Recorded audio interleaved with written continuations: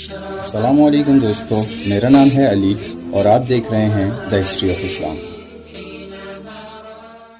جب حضرت اسامہ کا لشکر فتح یاب ہو کر واپس لوٹ آئے تو حضرت ابوبکر نے لشکر کو 11 حصوں میں تقسیم کر کے ہر حصے پر ایک امیر مقرر کیا۔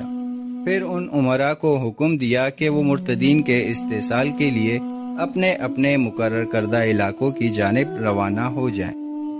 انہی 11 لشکر میں سے ایک لشکر حضرت خالد بن ولید کے حوالے اس حکم کے ساتھ کیا گیا کہ طلحہ بن خویلد اسدی کا فتنہ ختم کر کے مالک بن نویرہ سے جنگ کی جائے۔ حضرت خالد بن ولید نے قبیلہ تئی کو ساتھ ملا کر طلحہ کے خلاف پیش قدمی شروع کر دی اور عکاشہ بن محسن اور ثابت بن اکرم کو دشمن کے حالات معلوم کرنے کے لیے لشکر سے آگے بھیج دیا۔ یہ دونوں عرب کے معزز ترین فرد اور بہادری میں ضرب المثل تھے۔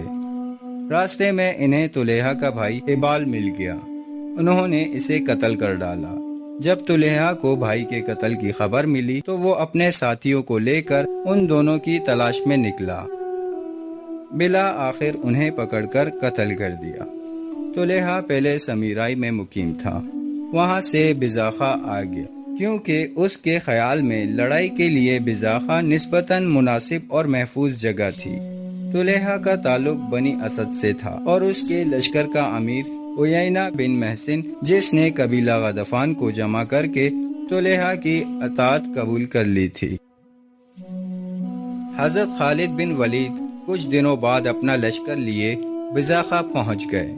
دوسری جانب طلحہ اپنے خیمے میں کمبل اوڑھے لوگوں کو دھوکہ دینے کے لیے وحی کے انتظار میں بیٹھا تھا۔ دونوں لشکر آمنے سامنے تھے۔ حضرت خالد بن ولید نے اپنے لشکر کی صفیں درست کی اور حضرت سالم کو اذان دینے کا حکم دیا۔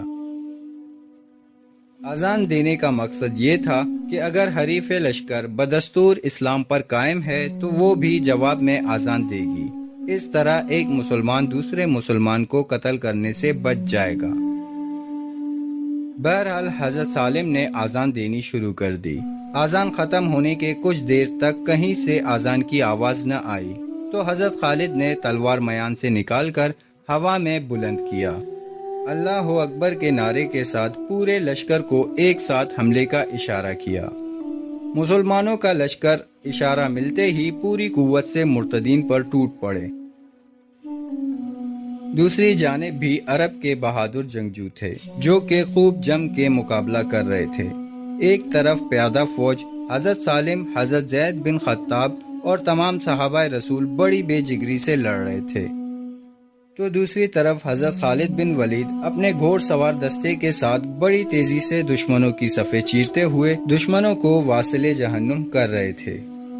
اسی کشمکش میں ایک دشمن گھوڑ سوار ہاتھ میں نیزہ لیے حضرت خالد بن ولید کی پشت سے حملہ آور ہوا۔ اس حملے سے حضرت خالد کے کاندھے پر گہرا زخم آیا اور وہ گھوڑے سے نیچے گر گئے۔ اس دوران حضرت خالد کی تلوار ان کے ہاتھ سے چھوٹ گئی۔ سپہ سالار نے زخم کی پرواہ کیے بغیر پلک جھپکتے ہی خود کو سنبھال لیا اور خالی ہاتھ دشمن سے جہاد میں مصروف ہو گئے۔ اب سیف اللہ دشمن کو ہاتھوں سے اٹھا اٹھا کر زمین پر پٹک رہے تھے۔ ایک مرتد نے کلہاڑی سے آپ پر حملہ کیا۔ آپ نے فوراً پینترا بدل کر تلوار اٹھا لی اور دوسرے ہی لمحے حضرت خالد اس مرتد کے سینے میں اپنی تلوار پیوست کر دی، پھر اس کا کلہاڑا اس کے ہاتھ سے چھین لیا۔ اب حضرت خالد بن ولید ایک ہاتھ میں تلوار اور دوسرے میں کلہاڑا لیے دشمن پر قہر بن کر ٹوٹ پڑے۔ عیینہ کو مسلمانوں کی قوت کا احساس ہوا تو وہ طلحہ کے پاس آیا اور اس سے پوچھا، کیا جبریل کوئی خبر لائے؟ طلحہ نے جواب دیا، نہیں، ابھی تک تو نہیں۔ یہ سن کر وہ واپس جنگ میں مشغول ہو گئے۔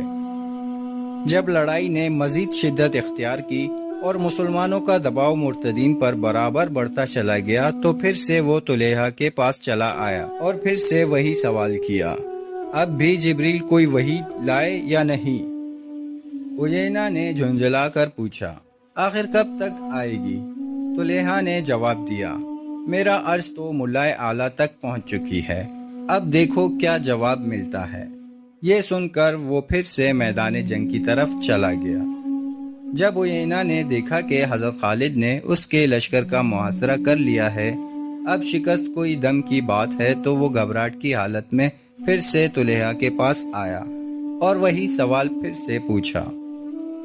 اس بار طلحہ نے عیینہ کو غصے کی حالت میں دیکھ ہاں وہی آئی ہے۔ اس نے پوچھا کیا؟ طلحہ نے جواب دیا تیرے پاس بھی ویسی چکی ہے جیسی مسلمانوں کے پاس ہے، اور تیرا ذکر بھی ایسا ہے جسے تو کبھی نہ بھولے گا۔ یہ سن کر عیینہ اپنے کو قابو میں نہ رکھ سکا اور چیخ اٹھا، بے شک اللہ کو معلوم ہے کہ عنقریب ایسے واقعات پیش آئیں گی جنہیں تو کبھی نہ بھولے گا۔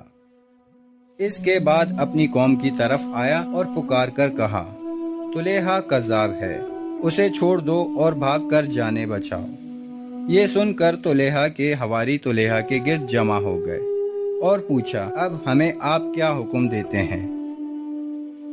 طلحہ اپنے گھوڑے پر سوار ہوا اور اپنے حواریوں کو بھاگ جانے کا مشورہ دے کر خود بھی بھاگ کھڑا ہو گیا۔ مسلمانوں نے مرتدین کے خلاف واضح برتری حاصل کر لی تھی۔ پھر حضرت خالد نے ایک گھوڑ سوار دستہ مرتدین کے تعاقب میں روانہ کیا۔ تعاقب کرنے والے دستے نے کافی مرتدین کو قید کر لیا، جن میں طلحہ کا سپہ سالار عیینہ بھی شامل تھا۔ البتہ طلحہ فرار ہونے میں کامیاب ہو چکا تھا۔ حضرت خالد بن ولید نے تمام قیدیوں کو مدینہ روانہ کر دیا اور خود مالک بن نویرہ سے نمٹنے کی تیاریوں میں مصروف ہو گئے۔